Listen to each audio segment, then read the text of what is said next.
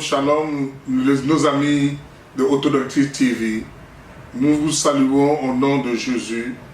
Merci de nous avoir aussi acceptés dans vos maisons, comme je le dis souvent, dans vos portables, dans vos tablettes, dans vos télés, pour écouter la bonne nouvelle du royaume. Je m'appelle Pasteur Évangile Arthur Riassa. Dieu m'a mandaté pour vous parler du royaume, comme Jésus l'a dit souvent. Il y a un homme de Dieu qui a dit, il est préférable d'apprendre chez quelqu'un qui est meilleur. Lorsque ton wagon prend une nouvelle direction, lorsque ta vie commence à prendre une nouvelle allure, il est préférable d'être enseigné par quelqu'un qui est meilleur. Et la personne qui est meilleure, qui est plus meilleure, c'est le Saint-Esprit de Dieu qui va vous enseigner quelque chose, qui va vous stimuler, qui va vous pousser à l'avant. La Bible dit, lorsqu'il viendra, il vous enseignera toutes choses. Il prendra ce qui est de Dieu, il vous le transmettra. Alors aujourd'hui, nous allons continuer toujours sur la prière. Parce que la fois passée, nous avons dit, lorsque votre prière est réanimée, des choses se fassent. Mais aujourd'hui, nous allons parler, faute de bois, le feu s'éteint. Faute de bois, comme le dit la Bible dans le livre de Proverbes, chapitre 26, verset 20. La Bible dit, faute de bois, le feu s'éteint. Et dans le livre de 1 Thessaloniciens, chapitre 5e et 19e verset, la Bible dit, n'éteignez pas l'esprit de Dieu. N'étouffez pas l'esprit de Dieu qui est en vous. Ne permettez pas que le feu qui est en vous puisse s'éteindre. Parce que votre force est dans le feu. Votre énergie est dans le feu. L'énergie qui vous pousse d'aller vers Dieu. L'énergie qui vous pousse de chercher Dieu. L'énergie qui vous pousse de prier. L'énergie qui vous pousse de proclamer l'évangile est dans le feu. Et vous savez ce que Jérémie a dit. Je n'ai pas envie de parler, je n'ai pas envie de déclarer, je n'ai pas envie de prophétiser. Mais le feu de Dieu qui est dans mes os ne me permet pas de se taire. La Bible nous dit, faute de bois, le feu s'éteint. Le bois représente la prière. Le bois représente la prière. Mais ici, il y a l'absence de bois, il y a l'absence de prière. S'il y a l'absence de bois, c'est fini, il n'y a rien.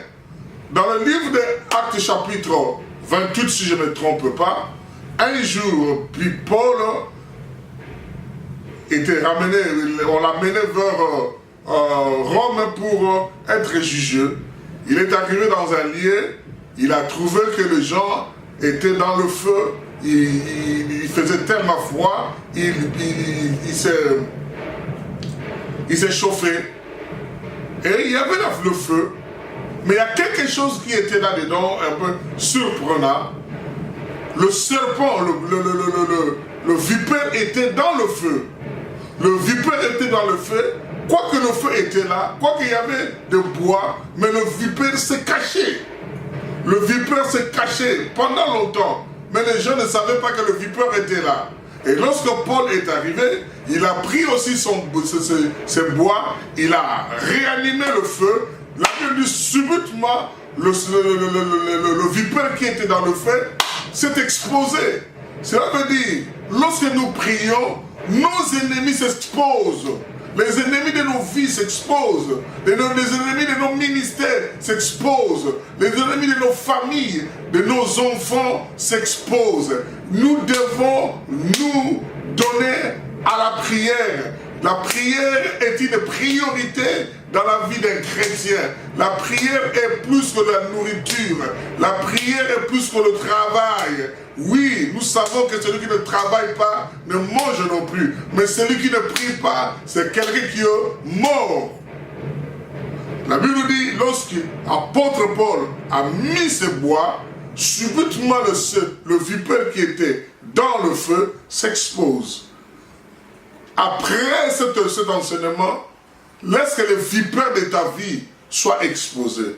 Lorsque tu vas t'engager à te donner à la prière, lorsque tu vas prendre la vie de la prière au sérieux, la prière est une priorité. Et raison pour laquelle celui qui a fait le proverbe a dit, s'il n'y a pas de bois, le feu s'éteint.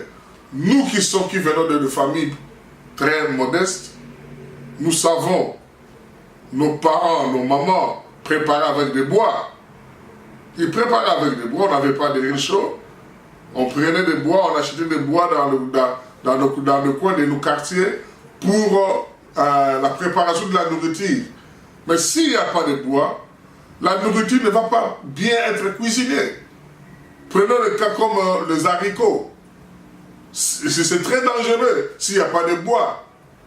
Les haricots ne peuvent, s'il n'y a pas de bois, vous allez manger des arachides à la place des haricots. Parce que ça sera trop dur. Alors, si vous voulez vivre une vie difficile, très difficile, manquez de bois. Si vous voulez vivre une vie très dure et que vous voulez que les ennemis de votre vie puissent prendre le dessus de votre vie, manquez de bois. Mais si vous ne voulez pas, vous décidez dans votre vie que jamais à jamais l'ennemi prendra le dessus de moi ou le dessus de ma vie, il faut qu'il y ait des bois qui signifient la vie de prière. Il faut toujours prier comme le dit Jésus, priez sans cesse, afin que tes ennemis ne puissent pas prendre le dessus de votre vie. La prière est une priorité. La prière est une priorité. Une priorité pour obtenir de résultats favorables, pour renverser les forteresses, pour stopper des retardements inutiles. Prenons l'exemple, la chose, une bénédiction pourrait venir à 15 heures, mais à cause de manque de la prière, la bénédiction vient après 2 jours, 3 jours. Mais lorsque vous priez, vous stoppez, vous surmontez le retardement de la bénédiction. Vous surmontez le retardement de la bénédiction. Et vous faites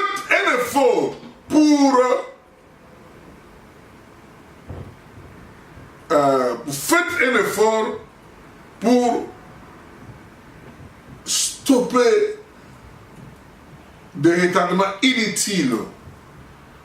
Il y a des retardements inutiles. Certains d'entre nous, vous devez être quelqu'un ou quelqu'une cette année, mais vous ne comprenez pas pourquoi les choses n'arrivent pas. Vous regardez à gauche et à droite, il n'y a rien. Oh, mais qu'est-ce qui se passe? Il y a quelque chose qui est entre toi et la bénédiction. C'est ce qu'on appelle le retardement inutile. La prière fait stopper des retardements inutiles. Si vous voulez avoir des résultats favorables dans votre vie, dans votre mariage, sur vos enfants, dans votre famille, dans les affaires que vous faites, dans les études, la prière est la réponse la plus favorable pour avoir des réponses fréquentes et la bénédiction de Dieu. La bénédiction de Dieu est fréquente à celui qui prie à tout moment et à chaque instant. Et la puissance de Dieu est libérée à tout moment. Vous allez expérimenter grandement et puissamment la puissance de Dieu. Tous les hommes de la Bible qui ont expérimenté la puissance de Dieu ils étaient des hommes de la prière. Prenons l'exemple, Enoch, la Bible nous dit, Enoch, dans le livre de Genèse chapitre 5, si je ne me trompe pas, Enoch est après la naissance de Methuselah. Methuselah signifie quelque chose arrive. Lorsqu'il avait, quelque chose arrive. Il était averti que quelque chose arrive. Dieu l'avait averti au travers du nom qu'il avait donné à son enfant qu'il y a quelque chose qui arrive. Qu'est-ce qui est arrivé? Qu'est-ce qui est arrivé? C'était le déluge. Et la Bible nous dit, lorsqu'il a donné son enfant, Methuselah, il a décidé de marcher avec Dieu. Pour marcher avec Dieu, il faut qu'il y ait une connivence dans la vie de prière. Il faut être mis un avec Dieu. La prière est le moyen le moyen qui permet aux gens d'être avec Dieu. Il s'est donné à la prière et Dieu lui a révélé beaucoup de choses. Abraham fut un homme de la prière. Vous verrez que partout où ils étaient, ils passaient, ils faisaient des autels. Ils sacrifiaient des autels. C'était aussi un moyen de chercher Dieu. Les enfants d'Israël, ils criaient à l'Éternel. Ils cherchaient Dieu dans leur souffrance. Donc, Moïse était un homme de prière. La Bible nous dit qu'il a fait 40 jours, 40 nuits dans la présence de Dieu. Il cherchait Dieu. Et subitement, il ne savait pas, son visage rayonnait de la puissance et de la gloire. Parce qu'il a décidé de chercher Dieu. Ces hommes de Dieu que nous lisons, que nous prêchons à tout moment, ont eu de l'expérience avec Dieu, mais la prière était la clé. C'était le moyen. Dieu ne veut pas que tu sois un vétéran dans la prière. Mais Dieu veut que tu sois un victorieux constant dans tout ce que tu fais, dans tes situations. Dieu ne veut pas que tu puisses dire, lorsque je priais, Dieu, ça ce sont des vétérans. Dieu veut que la vie de prière soit une vie constante dans ta vie et que des résultats, qu'il y ait des résultats chaque jour dans tes situations. Et donner gloire à Dieu et durant toute ta vie, que l'ennemi de ta vie ait des défaites. Mais, si vous voulez voir ces choses, faute de bois, le feu s'éteint. Vous ne pouvez pas voir la gloire de Dieu si le feu est éteint. Vous ne pouvez pas voir la puissance de Dieu si le feu est éteint.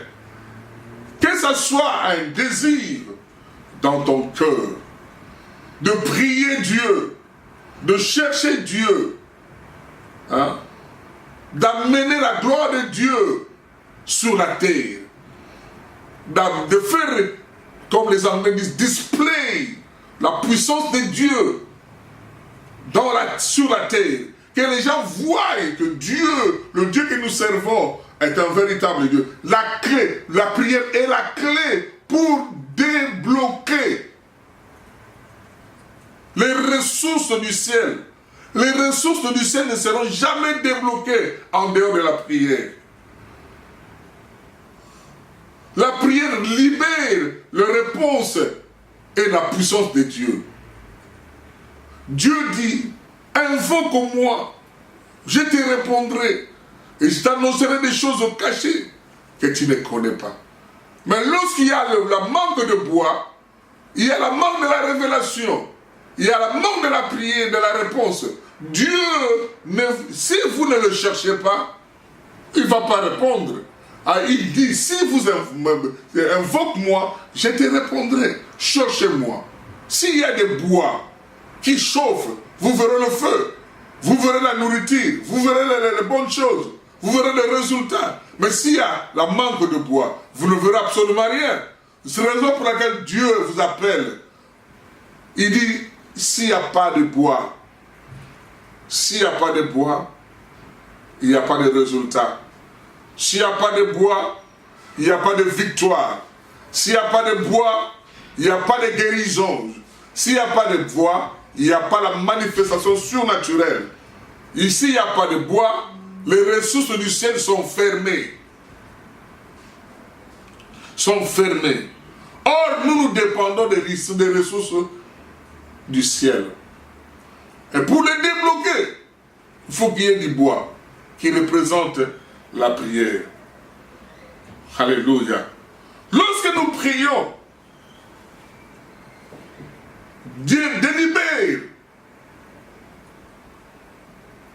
Il délivre nos frères qui est il délivre nos frères qui est dans la captivité. Captivité spirituelle et captivité physique.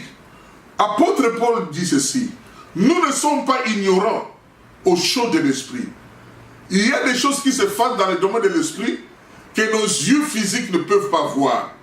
Mais lorsque nous prions, Dieu ouvre nos yeux. Nous verrons qu'il y a des gens qui sont debout, qui marchent, qui dorment, mais qui sont dans la prison. Qui sont dans l'église. Ils chantent aussi. Ils prient aussi. Ils servent, ils donnent des dîmes, mais ils ne voient absolument parce qu'il est emprisonné. Mais lorsque nous nous donnons à la prière, les chaînes du ténèbre se brisent.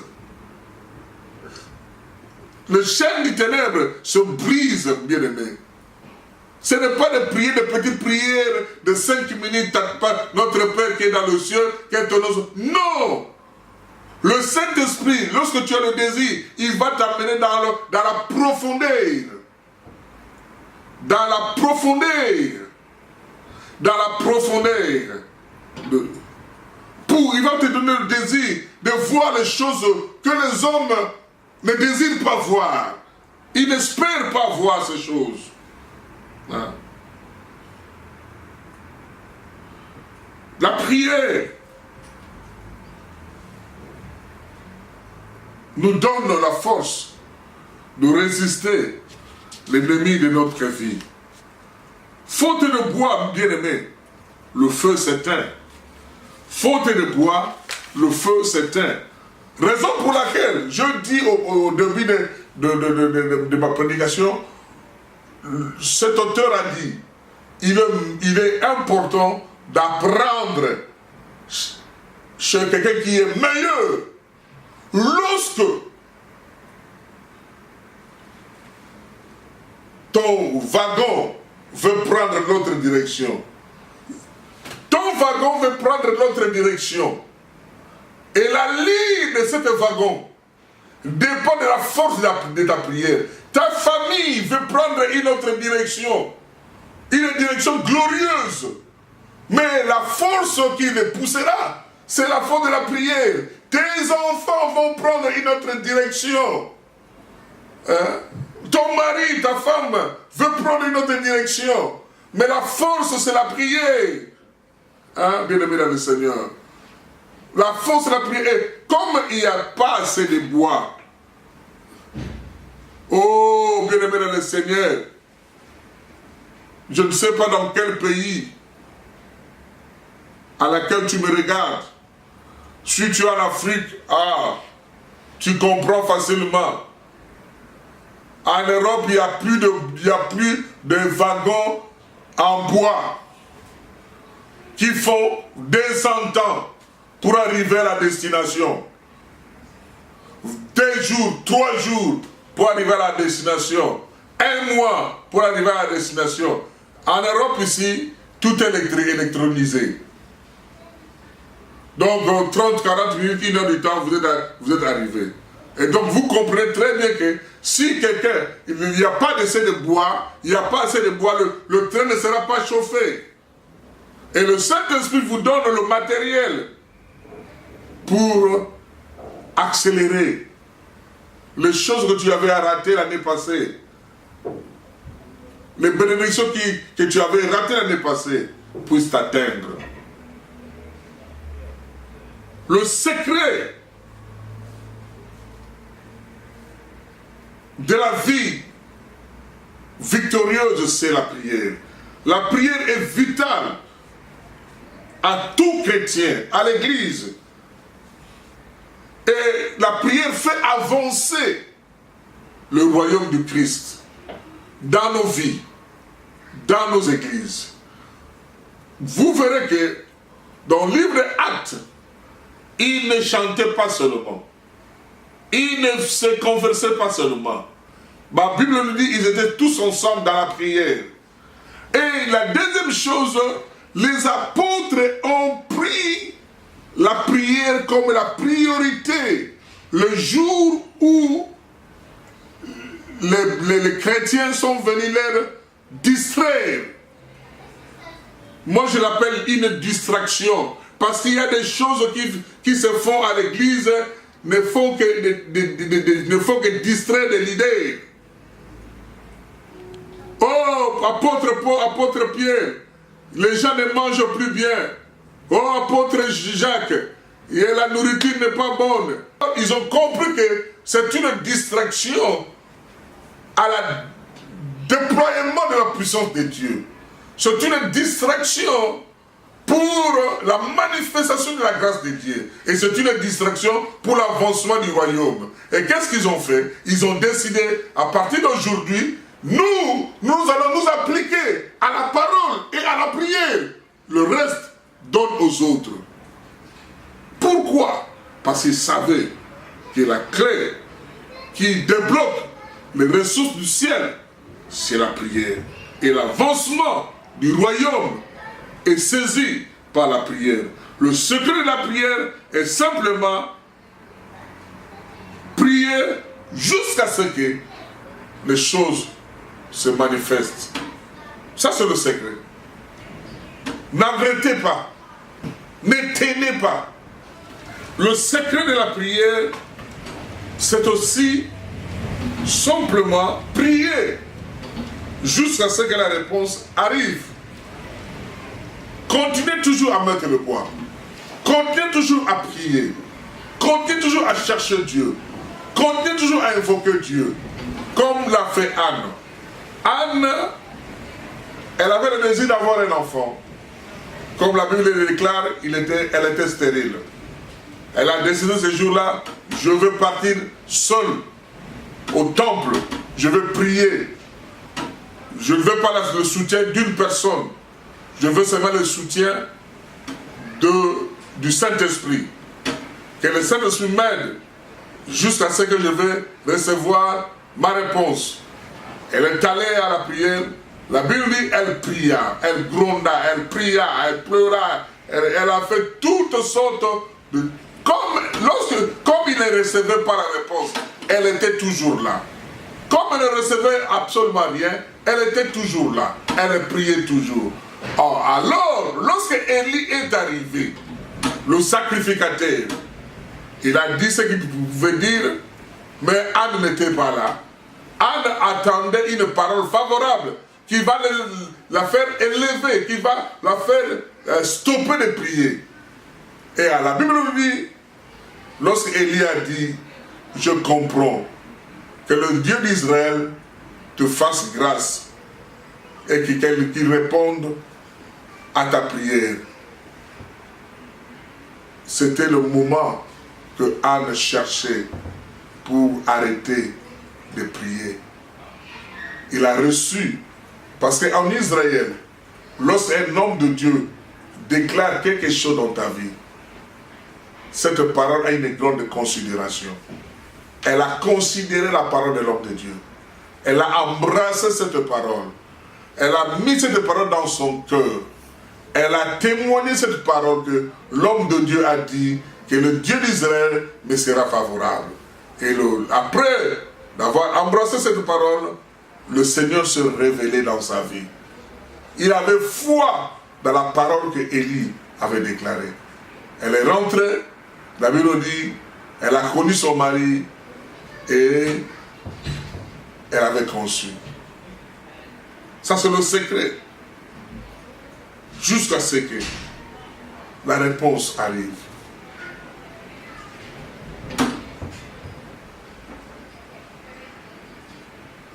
Beaucoup de grands guerriers dans la Bible, des grands guerriers dans la Bible, depuis le temps, ont expérimenté la puissance de Dieu au travers de la prière. Le temps n'était pas important pour eux, mais la réponse qui était importante. Je reprends. Beaucoup de grands guerriers dans la prière, dans les anciens temps, les gens que Dieu s'est révélé par 4 noms. Ok. 3, 2, 1, action. Beaucoup de grands guerriers dans la Bible, depuis le temps, ont expérimenté la puissance de Dieu parce que la prière était leur vie. Et le temps n'était pas un problème pour eux. Mais pour eux, c'était la réponse qui était un problème. Ils intensifiaient leur prière. Ils intensifiaient leur prière jusqu'à ce que la rédemption ça arrive, jusqu'à ce que le plan de celui qui est assis sur le trône se manifeste. Bien-aimé dans le Seigneur, est-ce que dans ta vie, le bois est toujours dans le feu? Est-ce qu'il vous reste combien de bois? Est-ce que ces 2 bois-là peuvent faire quelque chose? La Bible nous dit, faute de bois. Faute de bois, l'absence de bois, l'absence de la prière, le feu s'éteint. Beaucoup de grâces dans nos vies ne se manifestent plus parce qu'il n'y a pas de prière. Beaucoup de gens qui prophétisaient ne prophétisent plus. Maintenant, ils commencent à se moquer de ceux qui prophétisent parce qu'eux, ils ne prophétisent plus. Parce que le feu n'est plus là. Ceux qui parlaient en langue, ils ne parlent plus en langue. Ils commencent à parler en langue occasionnellement. Or, vous oubliez que le parler en langue, c'est une langue que Dieu nous a donnée. Je peux parler en langue à n'importe quel moment, à n'importe quel temps. Je n'ai pas besoin que quelqu'un me secouille. Je peux parler en langue à n'importe quel moment. Mais tu ne parles plus en langue. Tu as des difficultés de parler en langue parce qu'il n'y a plus de feu. Comme il n'y a plus de feu, parce qu'il n'y a pas aussi de bois. Beaucoup de gens, ils prêchaient très bien. Plusieurs de nous ont reçu des visions, des révélations exactes de la part du Seigneur. La voix de Dieu était constante dans leur vie. Mais aujourd'hui, vous êtes devenus des vétérans. Vous n'entendez plus rien. Comme à l'époque du sacrificateur Élie, la parole de Dieu n'était plus fréquente. Parce que vous avez oublié que les bois ne sont plus là. Mais l'Éternel t'interpelle aujourd'hui. Va chercher les bois. Réanimez le feu. Ne tenez pas le feu. Le feu, c'est ta vie. Le feu, c'est ta grâce. Le feu, c'est le moyen de ta communication avec Dieu. Pourquoi Dieu se révèle toujours au travers du feu? Lorsqu'il a vu Moïse, il s'est révélé par le feu. Et la Bible dit, il s'appelle le feu dévorant. Tu n'as plus le feu. Raison pour laquelle les sorciers se moquent de vous. Ils ne voient plus rien. Ils ne voient pas l'étoile qui est en toi. Ils ne voient pas la grâce qui est en toi. Ils ont tout volé. Lorsque le feu soit réanimé en vous,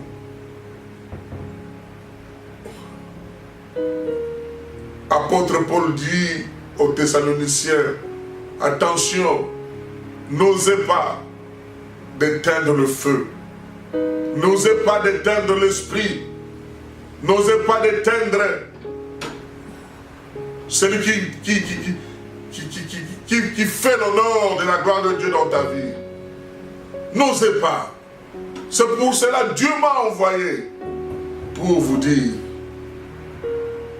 va chercher le bois, rentre dans ta chambre, Demandez à Dieu de vous pardonner.